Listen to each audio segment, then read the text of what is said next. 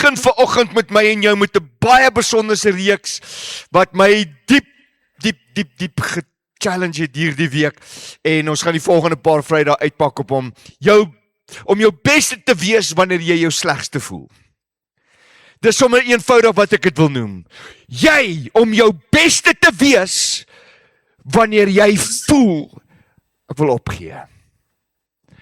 Dis nie meer lekker nie. Ek weet nie hoe om aan te hou nie. Ek weet nie hoe om positief te bly nie.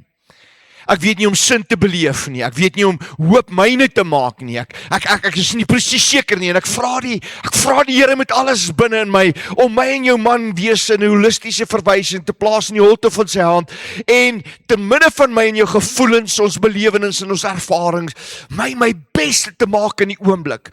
Die beste pa, die beste man, die beste ambassadeur in die koninkryk. Laat ek waarlik terugkyk en sê dit was my grootste dag. Sê saam met my, gister is verby.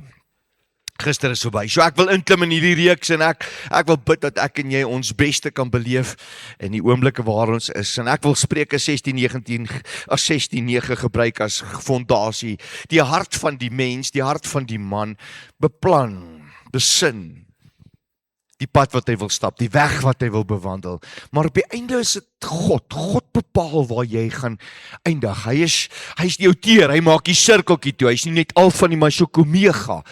Maar as jy jou deel doen, en hy sy deel doen, hy sê tog, nader tot my, dan sal ek tot jou nader. Baie van ons dink, nee Here, as u my nader, dan sal ek u nader. Here, as u dit vir my doen, dan sal ek u dien. Of Here, as u, nee, you first.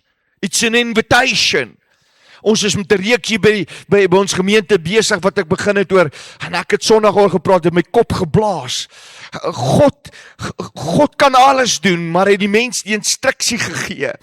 And without the invitation of that instruction, God will not move. God staan nie apaties nie, maar hy wil jou gebruik, hy wil jou stem hoor. Hy wil hoor dat jy gee om 'n tipe van 'n lisensie om in jou lewe te kan werk. Baie mense wonder hoekom hulle gebede nie beantwoord nie. Baie mense wonder hoekom God hulle nie vat na 'n volgende plek in hulle lewe. Hoekom kry hulle deurbraak, sien nie goed in plek val nie. Maar jy praat nie met die Here nie. En mag van lewe en dood is in jou tong. So daar moet iets met jou gebeur. What you say is what you're gonna see. You're gonna see what you're saying. So wat sê jy? En daarom die belangrikheid om hierdie gedeelte dan ook so reg af te skop. En daar's 'n groot verskil tussen om net 'n besige lewe te lewe en op koers te wees.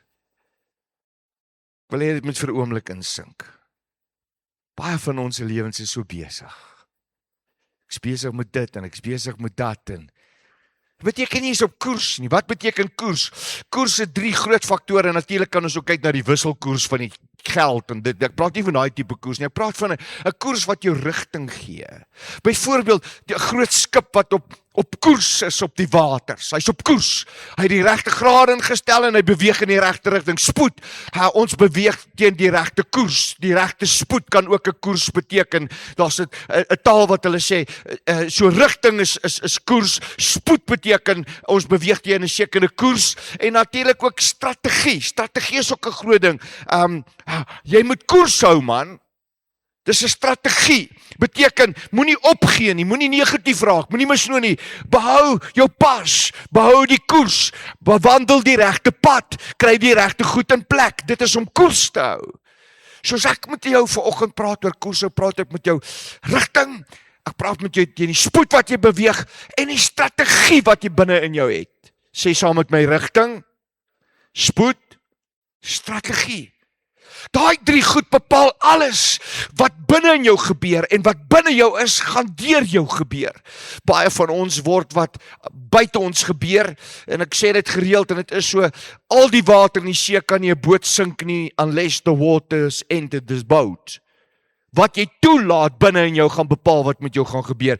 En dit is so belangrik in hierdie reeksie as ons met mekaar gaan praat oor rigting, spoed en strategie. Nommer 1 vir vanoggend se doeleinde is, God het 'n koers vir jou. Hy het 'n sekere koers vir jou. Kyk gou op die bord, Jeremia 29:11. Ek weet wat ek vir jou beplan. I know exactly what I've got in store for you. It's been set apart.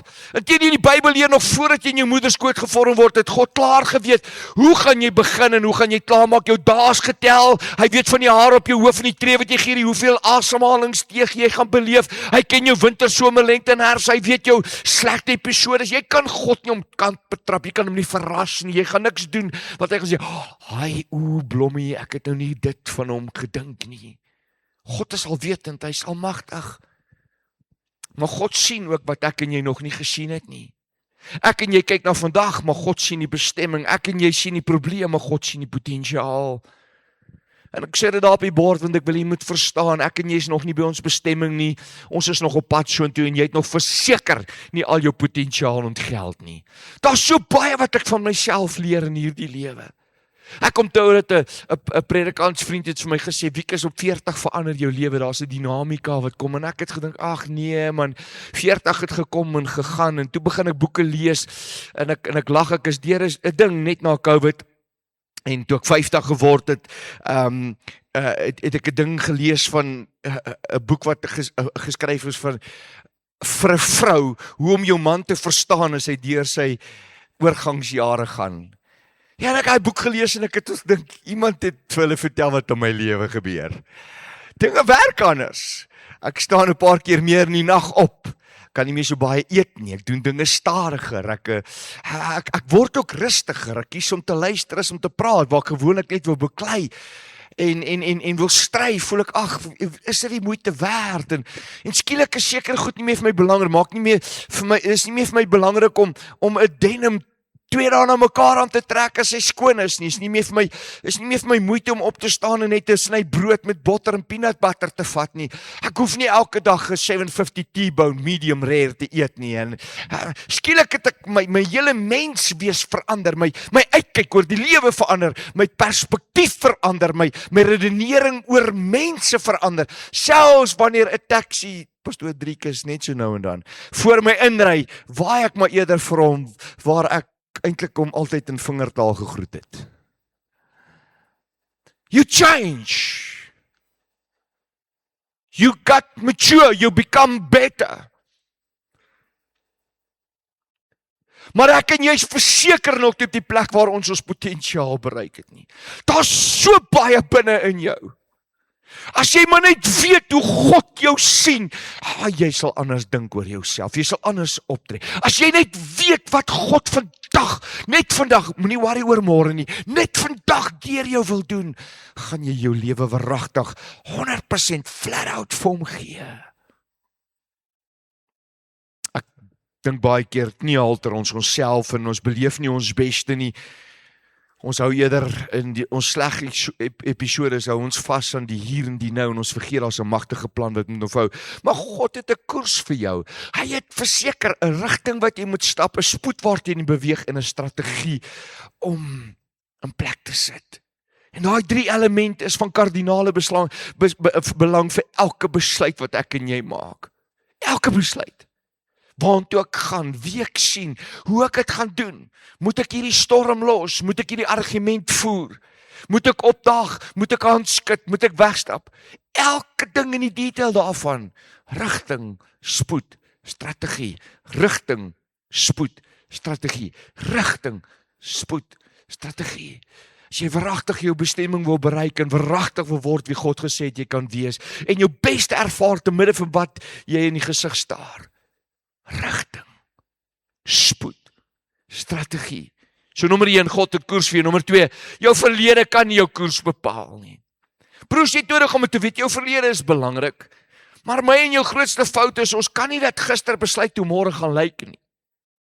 Alhoewel jou verlede jou mag gevorm het, mag dit jou nooit definieer nie.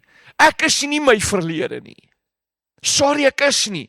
Ek het in my verlede verskriklik baie foute gemaak. Ek erken dit. Ek is seker die persoon wat eers sal sê, ek was stupid en ek het baie lyke langs die pad.